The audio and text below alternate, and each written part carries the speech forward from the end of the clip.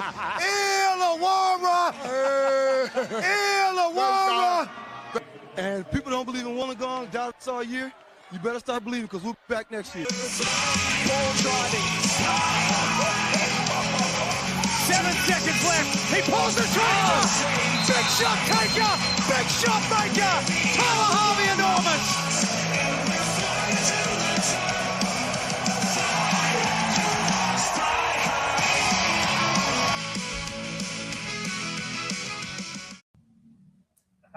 Yes, welcome back to the Hawks Let's Hangout. go. We've had some difficulty starting this one off today, but we are here in beautiful Canggu, in the beautiful paradise in Bali. Corey, Villa Paradise. Villa Daya. Villa Daya. Very, very nice, mate. Beautiful. Got the Bing tangs in hand. Cheers, my brother. Happy Cheers. days. Happy life. Happy wife. Happy everything, mate. Happy absolutely everything. mate. And Loves it. Corey, I think that's probably about the only thing that we're going to be happy for at the moment, besides our amazing sponsors, Principal Brewing, Enable You to 18th Dynasty. Check them all out. Merchandise is coming. Potentially a Bing Tang partnership. Imagine that. That'd be Indonesia. absolutely If huge, this mate. episode goes off, Indonesia could be crazy. Like maybe Coach Tatum goes back to Indo, coaches again, brings us over. We did the podcast over there. Hey. Free Bing Tangs. Free Bing Tangs. Imagine that. Oh, Spectacular. free Bing Tangs. But today's going to be a really short, sweet episode. Just wanted to touch base while we're over here.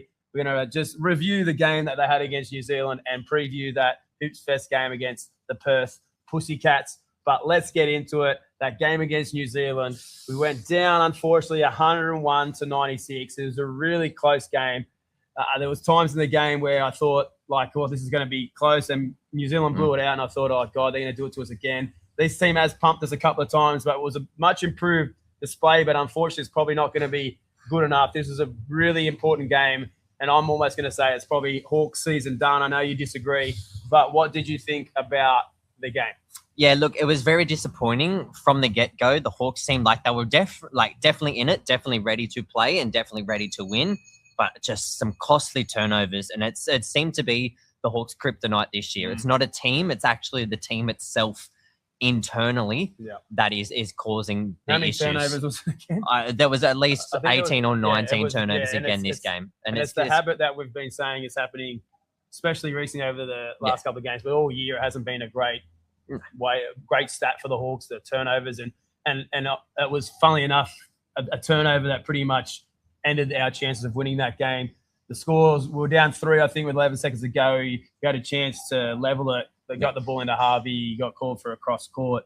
And then basically from there, it was pretty much game over. So but really it was literally a game of millimeters. There were times in the game where you were like, I know Toddy Blanchfield finally hits a 3 after it felt like it was 2001, the last time he hit a 3 at the sand pit, and he gets one in the corner, and we all went up because we do love Toddy, and your mum's a massive fan. Loves him. Your dad, Matty's under heavy, heavy pressure, but I think he's loving the fact that Toddy's having a shocker at the moment because he's getting a little bit more love. But he hit one, and his bloody heel was on the line, and he knocks it down, and if we get that 3, it could have been a different game. And another one, the ball, Mananga misses 4 free throws in a row. He hit an air ball on one of them too, but the second set, the ball bounces off to the side. It's going out. Gritter dives for it like typical Gritter play. And the ball's going out, hits him, and then it looks like it's hit Lopez, but the freaking ball jumps over his hand, misses his hand, and it's out of Gritter. It was 90 to 88 at that stage. If we have possession, we have a chance to hit the front. But you know what happened on that possession? What, Corey? BJC knocks down a 3. It became 93-88. QJ comes down, hits a 3 to make it 93-91. But it was only about a minute to go then, so it was always going to be challenging for us in that game. But go through some stats, mate. I've got a nice little stat board here for you to read in the pool. Lovely little stats. QJ was pretty impressive. What did he have? QJ had 22, 1 and 6. Harvey finished with 14 and 6. Wani finished with a solid 12. McGee finished with 11 and 3, his third worst performance as a Hawk. Froling finished with 4 and 4. 4 and 4. That's probably his worst performance since coming back. And funny enough, we mentioned that how Hickey started his return from injury really well, and then and so is Froling. But I hope this is not a start of some Yeah, hopefully not. Stat filling. Hopefully he can bounce back straight away. But it was, again, ironically, Hickey did have a bounce back game. He did have an impact. What did he have? He had 14, 2, and 6, and he was setting the tone defensively, but on both ends of the floor, and it's really great to see because he's filling the role that Hickey had with the team last year coming off the bench, and it's now been basically this person trying to carry the team and will them to victory. But our man, Big Dan, the flying mullet man greeter, 14, 2, and 1. Blanchfield had 3 and 7, and there was a little bits and pieces there of glimmer and sparks and hope. But man, Dan Greeter has been absolutely huge for this club so far. He's been our plus minus guy for sure. Whenever he's on the court, we just seem to be. He was a key spark to the run. I think we were down 65-50, and I actually thought we're in big trouble. This could blow out to a 20-point lead. Easily. But they chipped away, and it was on the back of Gritter's energy and Hickey as well. Hickey, going back to the old school, he actually took some pride in his defense, and he was getting that ball, and he's pushing it in transition and finishing at the basket. And that was the energy spark that we needed. And there were so many times where I just thought, if we hit the front, we got this. And it came down one. He had a shot in the corner, right in front of their bench. Like Dave Simnight was filthy because he's his favorite player. He couldn't sleep. And he's come to Bali and he still can't sleep because he loves him so much. And he just could not get over it. But the three, honestly, it was in and out. I've never seen, really, that's again, like I said before, it was a game of millimeters. It just wouldn't drop for us. It was a key moment in the game, and it just didn't fall for the Hawks. And fair play to New Zealand. They were pretty good, mate. Like, PJC has been spectacular. Has a near triple-double, 23, 7, and 8. And he's the smallest guy almost in NBL history to get 7 rebounds. And so many times we were shouting out from the stands, he's the smallest guy on the court. Yeah. How's he getting a rebound? He's getting 7 rebounds in the game. Sam, Mal, Mananga, smell your finger. He was pretty good too, other than his 4 missed free throws. He had 21, 2, and 2. Brockington again, just seems to hit threes when he plays the Hawks, had 23 and 5. Baker, another one who just seems to hit threes when they play us. Yep. At 17 and 6. And then Lopez, the next star, was a little bit indifferent, but he finished with pretty good stats, 16, 4, and 6. But their bench only had 4 points. And when I was watching the game, I did really feel like their starters were playing their starters heavy. Yeah. And they did play big minutes. And they really thought, you know what, this is a big game. We're going to stick with our guys. Well, the Hawks pretty much shared it around a little bit more. And probably why he made that comeback because they were maybe getting a little bit tired.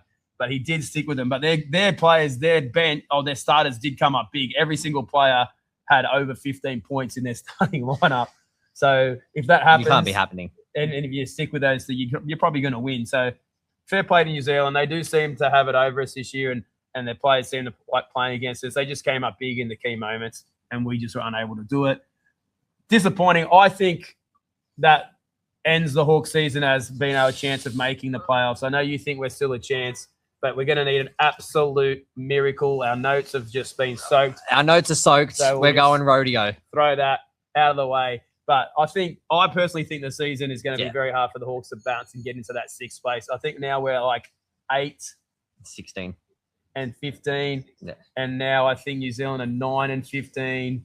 And with the loss, we were 8 and 16. Tassie got 11 or 12 wins. Yeah. So we're a long way away. We're going to need something magical, and it's going to have to start with this next game, mate. Hoops Fest. Bali version. We'll be there in spirit. In spirit. We're going to be there, mate. Bing Tang's on ice. It's going to be a very exciting game. And I have a feeling, because you know what? There's a stat I would like to tell you, mate. Perth have been playing some pretty good basketball, and they beat someone the other day, and it was Southeast Melbourne, who are rolling at the moment, and beat them. And then the commentators saying they're the best road team in the comp, and it's usually the other way around. Perth are really good at home and struggle away.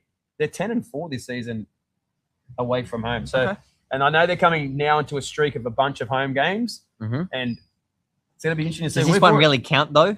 Well, does it really count? True. We've already beaten them in Perth this season already. Exactly. So it'll be very interesting to see what happens. What are your thoughts on the game, and who do you think are going to be some key matchups, and what the Hawks need to do to get this dub? It'll definitely be, again, the matchup down low. It'll definitely be between McGee and Joe Luala-Chul, whether or not McGee's minutes start to then dwindle again like they have been.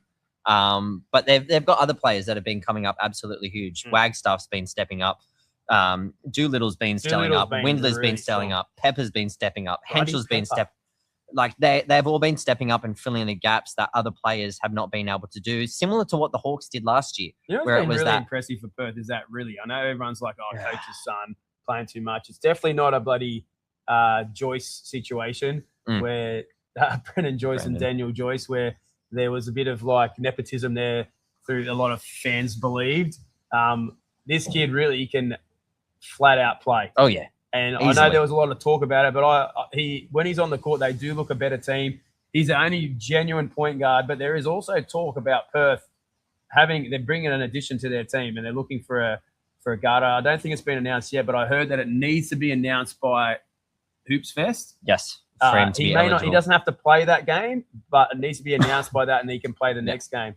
And if they get someone, they're going to be tough to. They're going to be. He probably won't be able to play, but they're going to be tough to beat moving forward. But Sydney, mate, let's talk about this. Like, it just come into my head. Now they lost. Segue to all the rest of it. Probably, like one of the defensive player of the year candidates in Volcool, and they replaced him with probably the import in NBL history who's actually left the NBL and gone on to make an incredible NBA career.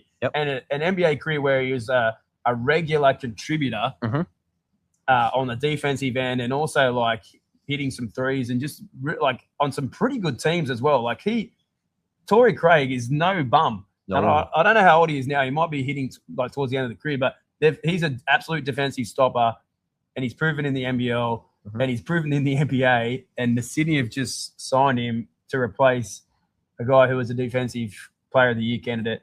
Crazy signing. If he slots in nicely, I hate to say it, but Sydney, wow, they could now go to favoritism. I know. You know what? I'm going to say it because when I say things like this, it usually kills teams. So, yeah, Sydney, congratulations. Well morals. Done. Just give them the trophy now. Celebrate. Get those streamers out. Get the purple and gold stream like confetti ready, because Sydney, the championship is yours, because unless Perth gets some absolute weapon come in, like I don't know, like I love SEM, and I'm going to stick with my tip because I said that's who I like, and I just like their team vibe, and I think when they play well, they're hard to beat. I'm going to stick with them. I say solid. Ian Clark hasn't been great since he's joined them. He might be able to find some, but I think them. Melbourne United look like they're finished. Yep.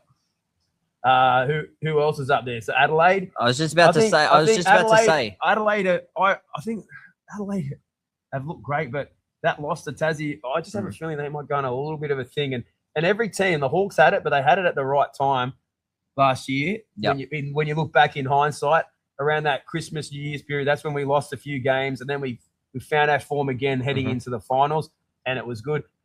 I feel like Adelaide have just been so good for so long. If they left, everyone has to have a bad part. If their bad part is late in the season, it might continue in the playoffs, and they might find it hard to recover. And I always feel in series, like a 3-game and 5-game series, teams find ways to stop Bryce Cotton. Yep, like there's for example, now if it's Sydney v them in the final, like Torrey Craig can lock down. Well, you haven't mentioned the acquisition of Troy Jenkins as well. So I don't know who that is. That's their new import. So they've gone out and signed because Ben Grishty is injured. So they've gone out and signed Troy Jenkins as their import replacement. What position? He's a 2-3 guard. So he's a guard, kind of similar to Wani. So I just think with Adelaide though, with the imports, if you're bringing someone in like that just could actually clutter them up. But I feel like they didn't really need anyone. Like they're sort of like the fit is nice, but if this guy comes in, is he going to take DJ Vasiljevic's minutes? Is he going to take Isaac White, who I think is a really good energy guy? Interesting. It'd be interesting to see what happens because we verse them soon, so it'd be very interesting. But we need to win this game against Perth. If we don't, it's definitely season over. Then you'll be hearing me saying it's season over. Well, that if you've heard it here first, because this guy never thinks it's over. It's it's almost getting to the stage where it's mathematically impossible. So, but you know what? Either way, the Hawks have had some great moments this season. It's been still at times an enjoyable season and great to talk about. We've had some bad losses, but we've had some really great wins and even some like great losses. I know that sounds crazy, but the games have been really enjoyable to watch at home and the crowds have been still big. I just hope the Hawks, if they don't get there in the top 6 this season, they find a way to get recruiting done right and get the team, because we do have the local crew. And I know Froling was a massive loss, and hopefully he can be ready for to start. No more injuries this season and be ready to go, because that just allows us to build the roster around an Australian big, and then you can get the imports in the right spots. I do think we still have a core that we can still continue to challenge in the next couple of years, and you don't want to see the Hawks win one and then just be at the bottom of the ladder for the next 5 years. So I can understand this year there's been plenty of excuses for what's happened, but I just want them, hopefully they can learn from it and we can kick on next year, but finish the year strong as well. Give the fans some wins that they deserve. Like I know all the players when they got interviewed at that New Year's resolution, they say, we will know there'll be plenty more wins for the Hawks. Well, let's hope there is, because the Hawks fans have continued to turn out and get some big crowds. Massively. Yeah. What are your thoughts, bro? Look, it's been quite a roller coaster of a season so far. We've had some quality episodes. We've had some terrible episodes reviewing some terrible games, and we've had some great episodes reviewing some great games and some shit games in the same session. So it's really been great, because it shows you who sticks through the club and who sticks through the team, through the highest of highs and the lowest of lows. We've been there since, day dot, when we've had 7 imports come and go from a team. We've had a season where we had 3 wins and 27 losses, and even that season we would turn up and we still, I'll still remember the game that we beat New Zealand and Harvey hit that half-court shot. I went absolutely mental when I was watching it on TV, because we just want our team. Every win matters, to us anyway. To every Hawks fan, every win matters. If it doesn't mean that you can't make the finals, we still love. There's no better feeling than leaving the WEC after your team winning, and the next couple of days are great. There's a great feeling about it. Yeah, and we'll stick by them until the end. We know that our mate Dave Sim and I, even when Wani misses a shot, he still loves him. He just goes, "Come on, Wani, just keep shooting. You've got this, bro." And he just knows. We just need more fans like that guy. Absolutely love him. And special shout out, because it's Dave Sim and I and your dads. We're here for their 50th birthday. Yep. The old fellas. And we're celebrating. We'll continue to celebrate. We've still got 5 or 6 more days, not 6 or 7. Or we might actually have 6 or 7, actually. We're on day 3 today. We've got 7 days left. Yeah. So there you go. You got it in every episode. Yes. Let's go. Here we go. I think it's episode 36, not 37. Today? It is. It is 36, not 37. But let's wrap it up, because we want to kick on. And we want to get out and have a good time with our boys and our girls and our families. So thank you so much for watching, and give us a little finish off, mate. You know you love doing it. It has been an absolute pleasure. I'm freezing cold. My shirt is absolutely drenched. Corey, I don't know how the hell you're still in the pool. Ooh. It's becoming freezing again now. Did you wee in the poo? Wee in the poo? Oh, wee in the pool. Wee in the poo. There you go. He's had one too many bing tangs already, guys. So on that note, Corey, pleasure like always. Principal Brewing, enable you to 18th Dynasty. Merchandise on its way. Get in there. Get it done. Go and follow them. Boost our Instagram page. I have got a giveaway planned for as soon as we get to 1,000 followers. I have got an amazing giveaway. You're not going to want to miss that. So share it around. Get the socials absolutely pumping. Get these videos pumping. Share it with your friends. I don't care if you've got to put it on in the car just to get the listens up. Do whatever you need to do. It's going to be great. It's going to be absolutely mental. You guys are definitely going to want the chance to enter that giveaway. But Corey, that is literally all we have time for today, because we have to wrap it all up, get showered, get dressed, 2 head outs, and have some more bing tangs. But as always, Corey, fly your Hawks, baby. Fly!